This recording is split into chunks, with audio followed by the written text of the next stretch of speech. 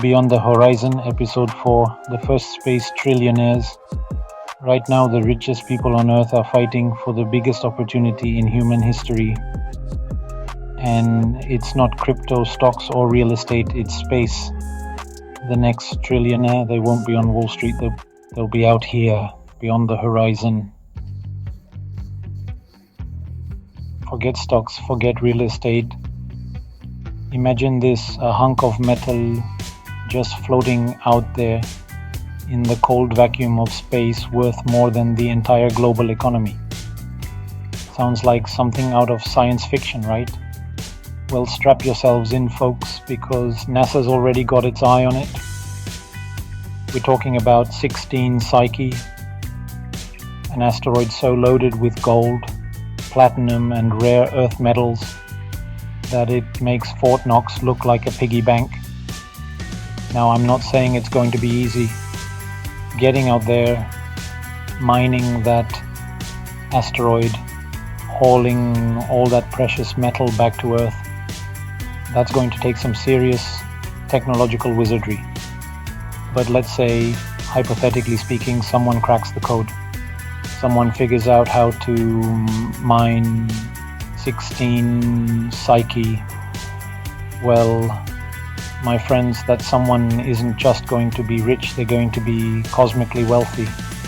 They're going to be the first space trillionaire.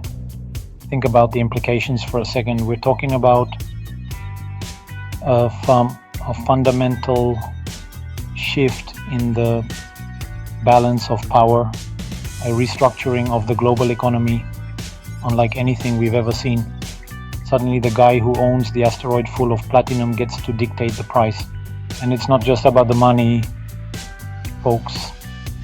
These rare metals, they're the building blocks of our technological future. Smartphones, computers, spaceships, they all rely on these elements. Control the supply and you control the future. So who's going to get there first? Will it be a nation state, a mega corporation, or some maverick entrepreneur with a dream and a really powerful rocket? It's a cosmic gold rush, and the starting gun has already fired. What's the ultimate status symbol for the ultra-rich who already have it all? Forget yachts and private jets, folks. We are talking about something out of this world. Literally, space tourism is no longer the stuff of science fiction. It's here, it's happening, and it's quickly becoming the billionaire's new playground. For a cool $450,000, you can strap yourself into a rocket and spend a glorious 10 minutes experiencing the weightlessness of space before plummeting back down to Earth. And the best part? Absolutely no Wi-Fi, no refunds if you chicken out, and definitely no in-flight peanuts. Hey, nobody said being a space tourist was going to be comfortable. But who are the big players making this high-flying dreamer a reality? Let's start with SpaceX. Elon Musk and his merry band of rocket scientists want to take you on a leisurely trip around the moon. Just cough up a few $1 million and you can kiss the Earth goodbye. Temporarily, of course. Then there's Blue Origin, Jeff Bezos' answer to the ultimate amusement park ride.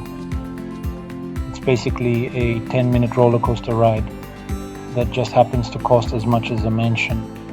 And if you're feeling a little more luxurious, Axiom Space is building the first commercial space station, complete with panoramic views and hopefully edible food. But here's the kicker. Want to ditch this whole gravity thing and stay up there for one week? Get ready for a crash course in astronaut living. We're talking recycled pee, freeze-dried ice cream, and all the joys of floating in a tin can with no shower in sight. Glamorous? Not so much, but hey, it's space. Chapter 3. Forget Manhattan, forget Monaco, forget the most expensive zip codes on Earth. The hottest property right now is 238,900 miles away. That's right, folks, we're talking about the moon. It might seem like something out of a sci-fi novel, but the battle for lunar real estate is heating up. Right now, international law says nobody can claim ownership of celestial bodies. But let's be honest, folks, space law is a bit like the Wild West. Whoever gets there first plants their flag and sets up shop. They usually get to write the rules. So, who are the major players vying for a piece of the cosmic pie? Well, NASA's Artemis program is aiming to put boots and hopefully some lunar bases back on the moon by 2030. Think of it as the ultimate fixer-upper project with no noisy neighbors and a killer view. Then there's Elon Musk, who, let's be honest, isn't content with just visiting Mars. He wants to build a self-sustaining city on the red planet. And with SpaceX's Starship program making impressive progress, don't bet against him pulling it off. But hold on, because China's lunar ambitions are nothing to sneeze at either. They're aiming to establish a lunar research base by 2035, and knowing their track record, they just might beat everyone to the punch. The moon, that's just the first step. Mars, a mere 140 million miles away, is the ultimate prize. But here's the million-dollar question. Will the first Martian settlers be welcoming committees or build a wall and make Mars great again? Only time will tell. Chapter 4. Now you might be thinking, Neil, this is all fascinating, but I'm not a billionaire and I definitely don't have astronaut training. Does this space future even include me? Well, my friend, let me tell you something. The final frontier isn't just for the super rich or those who can survive G-force training. The burgeoning space industry is going to need all kinds of talent. Builders, miners, engineers, scientists, heck, even space lawyers and zero-gravity architects.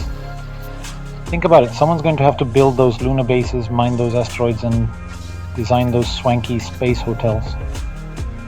Someone's got to make sure the Wi-Fi actually works up there, because, let's face it, even in space, bad internet is a deal breaker. So what are the hottest space jobs of the future?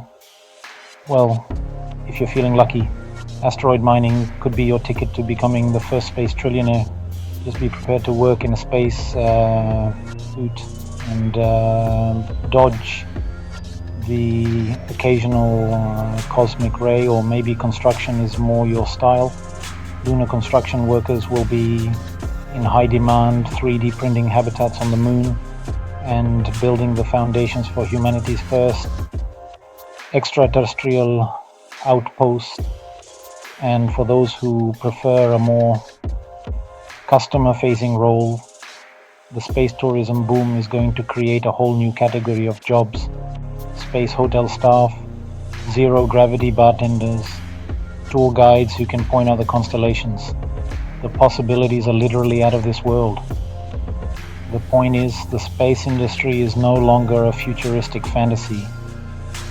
It's here, it's happening, and it's creating opportunities we can only have dreamed of a few decades ago.